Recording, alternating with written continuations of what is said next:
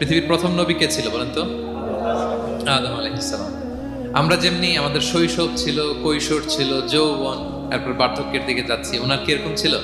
কনফিউশনে পড়ে গেছে। ছিল না। মজার ব্যাপার হচ্ছে ওনার শৈশব কৈশোর ছিল না, ওনাকে আল্লাহ সৃষ্টি করতে যুবক করে সৃষ্টি করছে। সুবহানাল্লাহ, এত আসতে কেন? সৃষ্টি করতেই যুবক, 60 হাত লম্বা। কয় হাত? 60 হাত লম্বা করে তৈরি করছেন আদম আলাইহিস সালামকে। আপনারাও যারা জান্নাতে যাবেন 60 হাত লম্বা হয়ে ঢুকবেন, 33 বছরের যুবক হয়ে ঢুকবেন। 80 বছর বয়সে মারা গেল, কত বছর বয়সে ঢুকবেন? গালে কোনো দাড়ি থাকবে না।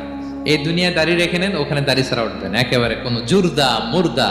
ও আবনা ও সালাসাম ওয়া সালাসিন, 33 বছরের তাগড়া ইয়াং সুপারস্টার হয়ে জান্নাতে ঢুকবো আমরা। পৃথিবীর প্রথম নবী